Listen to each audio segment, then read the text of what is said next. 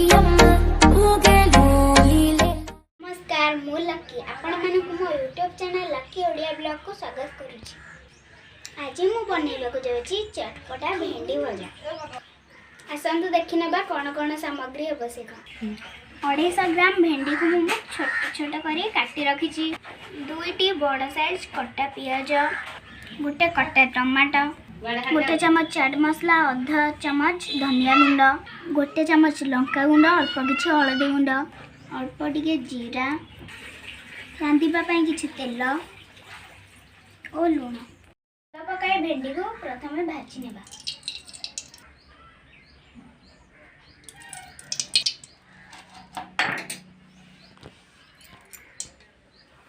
एबे हमें भेंडी को पकाई देबा।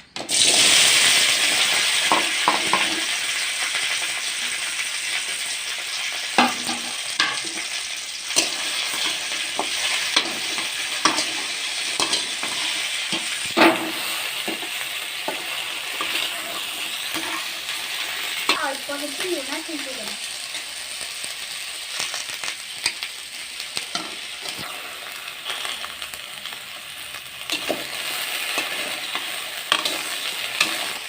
भेंडी भाजी हो गलानी।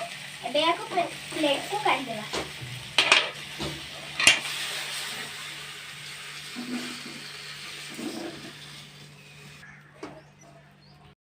एबे कढ़ाई रे अल्प तेल पकाई देबा। तेल ताती गलानी एथे जीरा को पकाई देबा। जीरा हमर भाजी हो गलानी। एथे हमें प्याज को पकाई किछि समय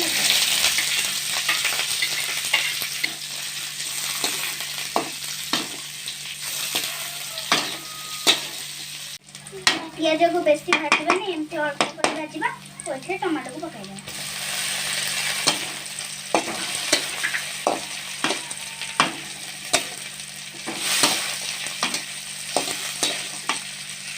एथरा स्वाद अनुसार लूण को पकाई देबा।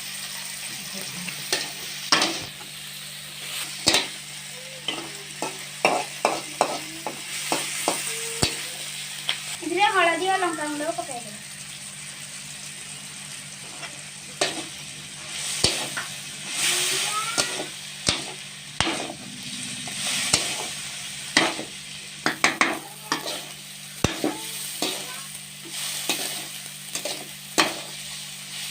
एथिरे भाजी रखिथिबा भेंडी को पकाई देबा।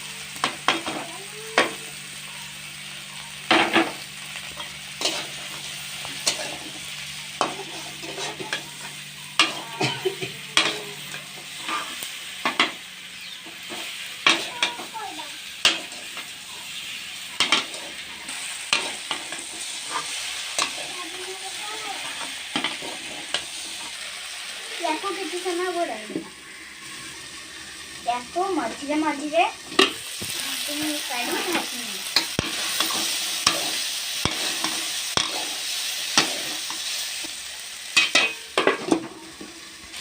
एबे इधर धनिया गुंड और चाट मसला को पकाई देबा।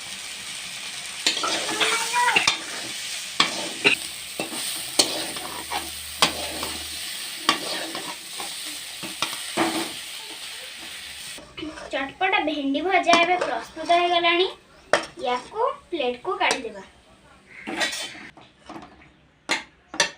देखंतु आम चटपटा भेंडी भजा एबे प्रस्तुत। ये देखिबा को जेतिकी सुंदर, खाइबा को भी सेतिकी टेस्टी। जदि मो रेसिपीटी आपण माने को भल लागि थाए तबे मो वीडियो को लाइक करबे और मो चैनल को सब्सक्राइब करबे।